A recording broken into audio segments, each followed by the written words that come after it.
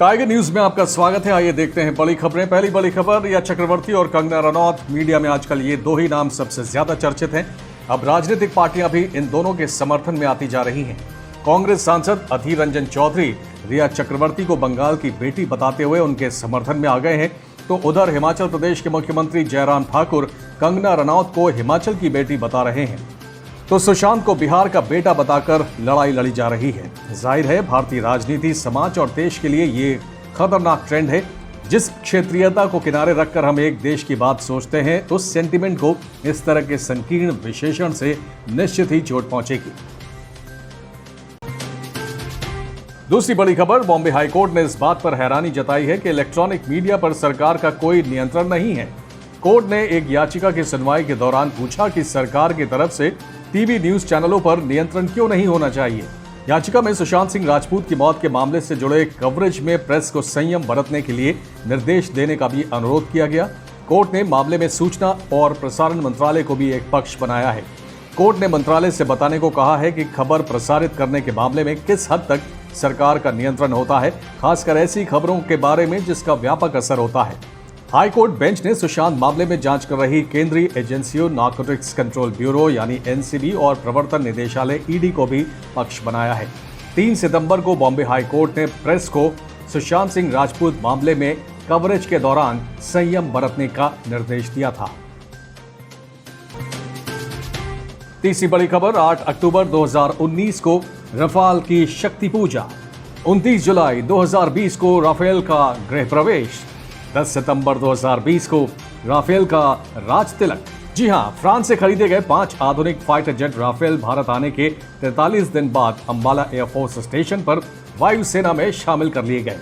रक्षा मंत्री राजनाथ सिंह और फ्रांस के डिफेंस मिनिस्टर फ्लोरेंस पार्ले की मौजूदगी में सर्वधर्म यानी हिंदू, मुस्लिम, सिख और ईसाई धर्म के मुताबिक पूजा की गई।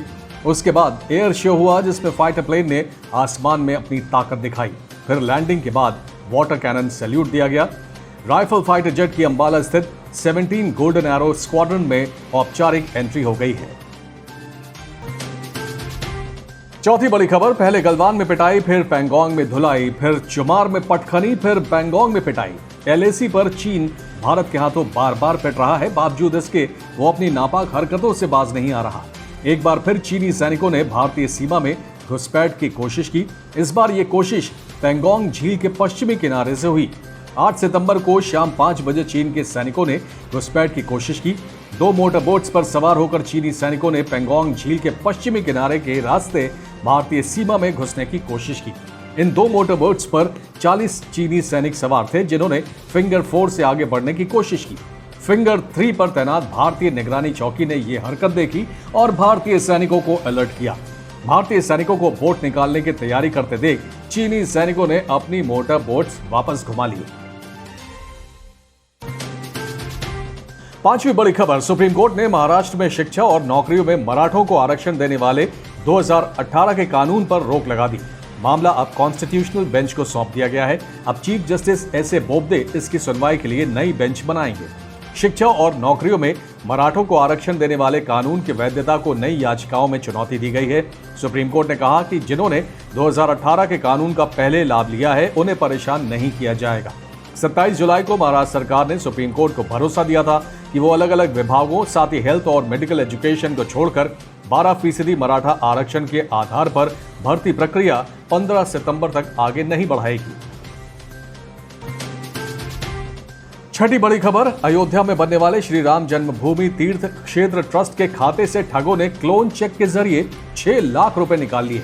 जब तीसरे क्लोन चेक से रकम निकालने की कोशिश की जा रही थी, तो वेरिफिकेशन के दौरान फर्जीवाड़ा पकड़ में आया।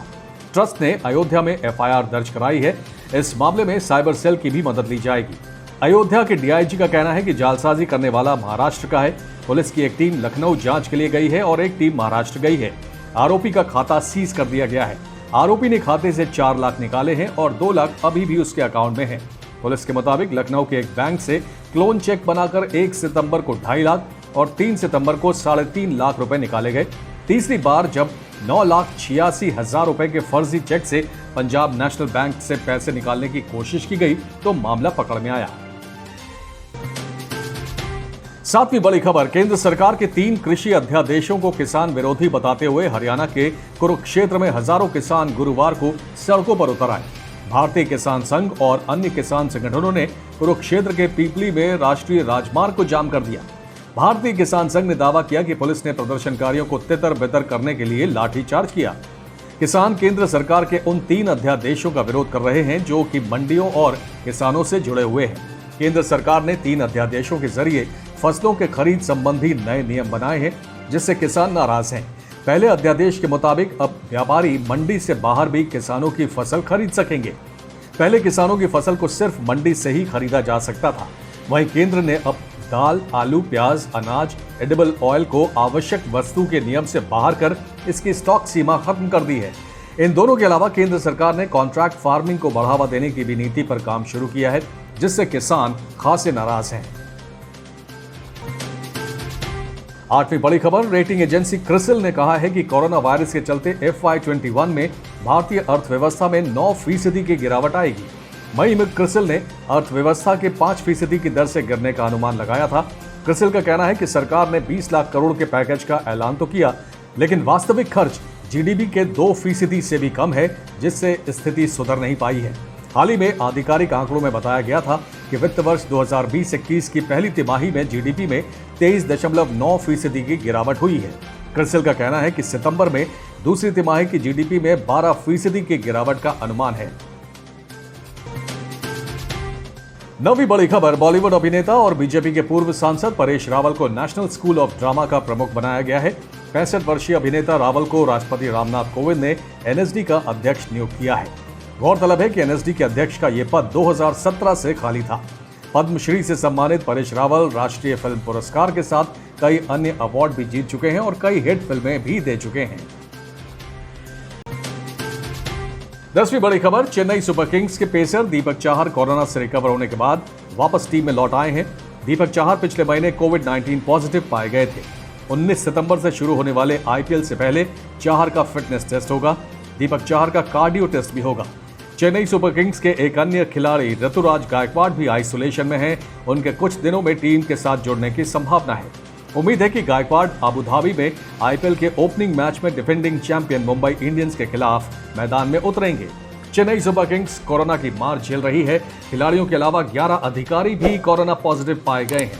सुरेश रैना और हरभजन सिंह टूर्नामेंट में हिस्सा नहीं ले रहे हैं। Tiger news desk. दोस्तों, अगर आपको हमारा न्यूज कंटेंट पसंद आ रहा है तो अपने चैनल टाइगर न्यूज को लाइक, सब्सक्राइब और शेयर करें। साथ ही बेल आइकन जरूर दबाएं ताकि आपको ताजा तरीन खबरों और इंफॉर्मेटिव जानकारियों से जुड़ा नोटिफिकेशन मिलता रहे। तो जुड़े रहिए टाइगर न्यूज के साथ। धन्यवाद।